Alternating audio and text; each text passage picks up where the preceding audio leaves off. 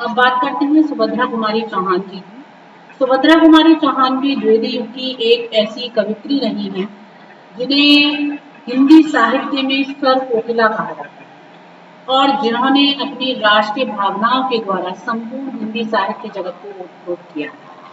आधुनिक हिंदी साहित्य की स्वर कोकिला सुभद्रा कुमारी चौहान अपनी राष्ट्रीय वाणी की अमर गायिका के रूप में जानी जाती है। इनका जन्म 16 अगस्त 1904 ईस्वी को प्रयाग के निहालपुर में हुआ और इन्होंने 15 फरवरी 1948 को इस जगत से अपनी आंखें मूंदी और एक प्रकार से इस जगत को अंधकार में बना। मात्र 44 वर्ष की अल्पायु में राष्ट्र देवी की सेवा करते हुए कार दुर्घटना में ईश्वर ने इनको इनके स्वरों को सुनने के लिए मानो अपने पास ही बुलाया। सुभद्रा जी बाल्यकाल से ही कुशाग्र बुद्धि की थी। उन्हें बाल्यकाल से ही साहित्य में रुचि थी। परंपरा से विद्रोही, साहसी, निर्भीक एवं संवेदनशील सुभद्रा जी का व्यवहार सुप्रसिद्ध वकील ठाकुर लक्ष्मण सिंह चौहान से हुआ, जो स्वयं राष्ट्रीय भावना से ओतप्रोत थे। सुभद्रा जी स्नेहमयी माँ एवं समर्पित पत्नी के रूप में आदर्श दाम्पत्य जीवन जीते हुए स्वतंत्रता संग्राम की नेत्री रही। इन्होंने भक्ति, भावना, सामाजिक चेतना, प्रेम परक, पारिवारिक एवं प्रकृति परक कविताएं लिखी हैं। झांसी की रानी, झंडे की सम्मान में, स्वदेश के प्रति स्वागत गीत, वीरों का कैसा हो वसंत, मातृ मंदिर, जलियांवाला बाग में बसंत, असहयोग सेनानी का स्वागत, विदा, मातृ मंदिर में व्यथित हृदय, त्रिधारा, झांसी की रानी की समाधि पर, राखी की चुनौती आदि राष्ट्रीय कविताएं लिखकर इन्होंने अपनी बेटी को अमर बनाया। सुभद्रा कुमारी चौहान जी के व्यक्तित्व की बात करें, उनके व्यक्तित्व में निहित राष्ट्रीय चेतना की बात करें तो सर्वप्रथम किसी भी भाषा का साहित्य उस भाषा के बोलने वालों की मनोवृत्ति, भावना, चिंतन और जीवन संबंधी दर्शन को लेकर चलता है। इसलिए एक भाषा अपने कलेवर में उस भाव भूमि को समाये हुए रहती है जो उसके बोलने वालों की मनोवृत्ति तथा चिंतन को लिए हुए होती है। वास्तव में इस रस में साहित्य उस भाषा के बोलने वाले व्यक्तियों के जीवन की सांसें हुआ है। केवल इतना ही नहीं, अगर देखें तो सुभद्रा कुमारी चौहान जी जो है वो एक राष्ट्रीय भावों से युक्त ऐसी कवित्री रही हैं जिन्होंने अपनी भावनाओं के द्वारा, अपनी राष्ट्रीय चेतना के द्वारा, अपने राष्ट्रीय स्वर के द्वारा इस साहित्य को खोज और तेज प्रदान किया है।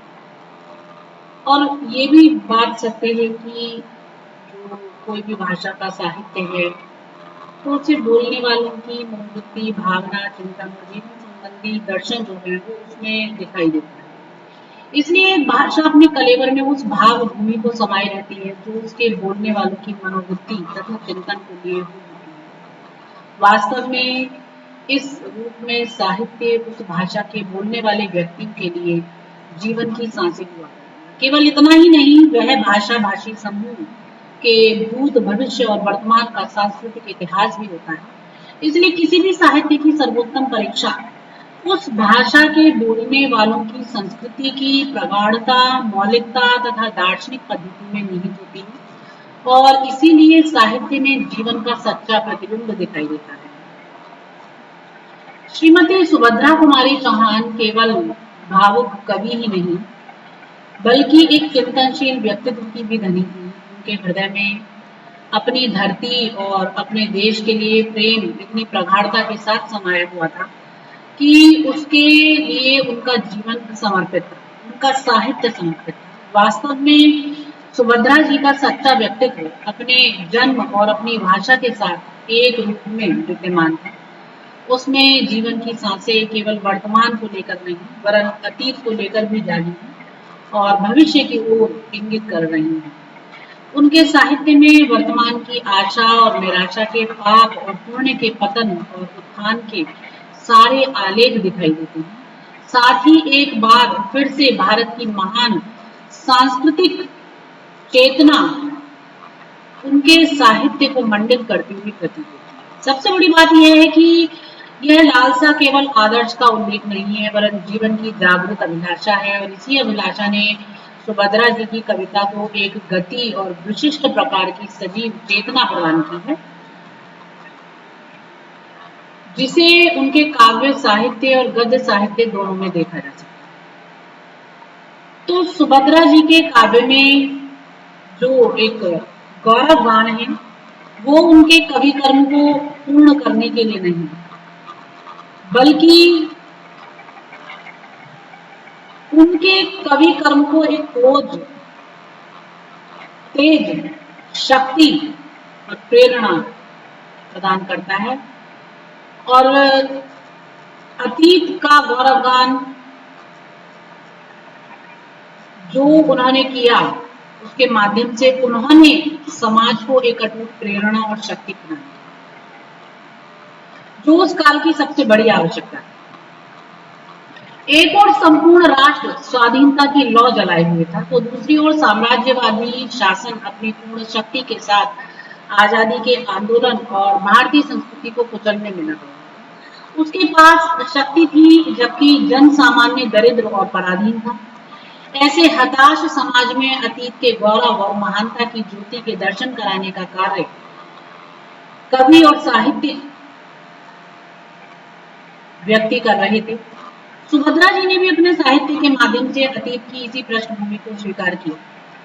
अतीत गौरव को वाणी प्रदान करने वाला साहित्य उन्होंने सृजित किया, और यही कारण है कि सुभद्रा जी के साहित्य में वर्तमान की दुरावस्था के चित्र अपनी पूर्ण स्पष्टता के साथ अभिव्यक्त हुए। श्रीमती सुभद्रा कुमारी चौहान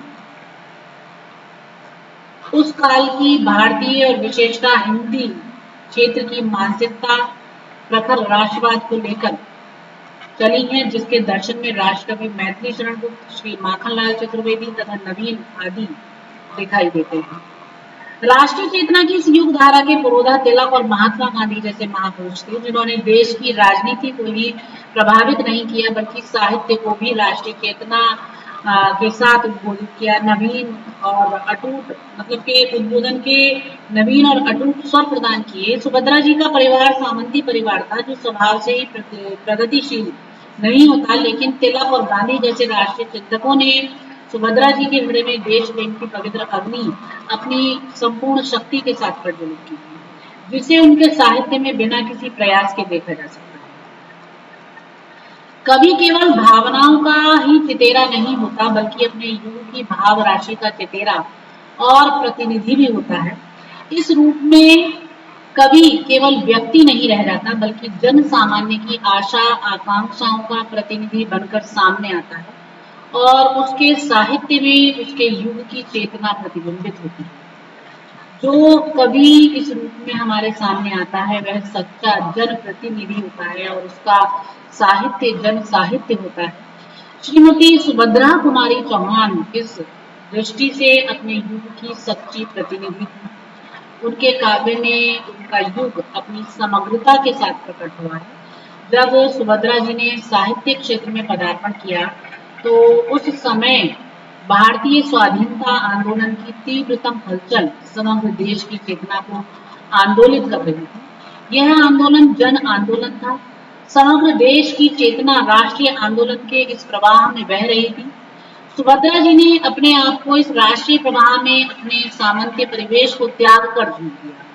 स्वतंत्रता का यह आंदोलन ऐतिहासिक पृष्ठभूमि के लिए हुआ था। 1857 के सैनिक विद्रोह की अनुगूंज इसमें स्पष्ट सुनाई देती है। साहित्यकारों ने अपनी चेतना इस आंदोलन के जागरण में लगाई।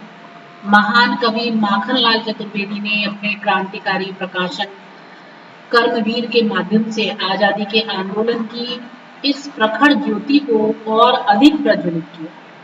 सुभद्रा जी उनकी उत्कट राष्ट्रभक्ति के से अत्यधिक प्रभावित हुई। माखनलाल जी के साहित्यिक गुणों ने एवं कर्मवीर की राष्ट्रीय चेतना ने माखनलाल चतुर्वेदी को सुभद्रा जी के साहित्यिक गुरु के रूप में प्रस्तुत किया। सुभद्रा जी अपनी संपूर्ण शक्ति के साथ राष्ट्रीय चेतना के इस महायुद्ध में शामिल हुई। उनकी कलम और उनका हृदय दोनों ही राष्ट्रीय आंदोलन के इस महायुद्ध के पुजारी बने। एक बार राष्ट्रीय चेतना की इस प्रवाह धारा में उन्होंने बहना शुरू किया तो जीवन पर्यंत उसी में बहती रही, उसी की भक्ति करती रही। राष्ट्र उनके लिए भारतीय जीवन मूल्यों का प्रतीक बन गया और उसकी स्वाधीनता उनके जीवन का उद्देश्य और उनकी कलम का आधार। इसी प्रवाह में बहते हुए उन्होंने राष्ट्रीय चेतना के अमूल्य चित्र अपने काव्य में प्रस्तुत किए। उनके काव्य में राष्ट्रीय चेतना के अमूल्य चित्र बिखरे हुए हैं, जो हिंदी साहित्य की थाती है और राष्ट्रीय आंदोलन का समग्र इतिहास इनके कलेवर में छिपा हुआ है। राष्ट्रीय चेतना के जितने रूप हो सकते हैं वो सभी सुभद्रा जी के साहित्य में और विशेषतः काव्य में परिलक्षित होते हैं।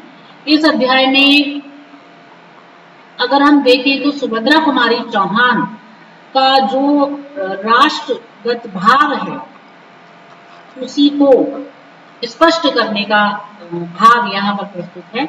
तो सुभद्रा कुमारी चौहान की कविता का केंद्रीय स्वर राष्ट्रीय है, राष्ट्रीयता है, ये अपने आप में पूर्ण रूपेण स्पष्ट होता है। और इनके काव्य में राष्ट्रीयता की अभिव्यक्ति त्याग, समर्पण, बलिदान भावना, विद्रोह, दीन दुखियों की सेवा भावना आदि के भाव दिखाई देते हैं। गांधी जी के आह्वान पर वे पति सहित पढ़ाई छोड़कर स्वाधीनता आंदोलन हेतु समर्पित हो गई थी। सन 1857 की क्रांति में योगदान देने वाली वीरांगनाओं में सर्वश्रेष्ठ झांसी की रानी लक्ष्मीबाई ने अपने शौर्य एवं वीरता से अंग्रेजों के छक्के छुड़ा दिए थे और उनके नाम से ही फिरंगी कांपते थे। झांसी की रानी कविता में कवयित्री ने रानी लक्ष्मीबाई के राष्ट्र के प्रति त्याग, समर्पण, निष्ठा, देशभक्ति का चित्रण करते हुए उनकी निर्भीकता का चित्रण किया है। यह कविता सुभद्रा जी की प्रसिद्धि का आधार है।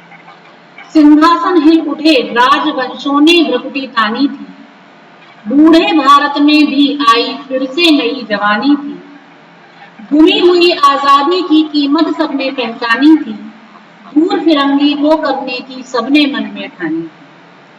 चमक उठी सन 57 में वह तलवार पुरानी थी, बुंदेले हर बोलों के मुंह हमने सुनी कहानी। खूब लड़ी मर्दानी वह तो झांसी वाली। इस कविता में कवित्री ने रानी लक्ष्मीबाई की वीरता का सच्चा चित्रण किया है।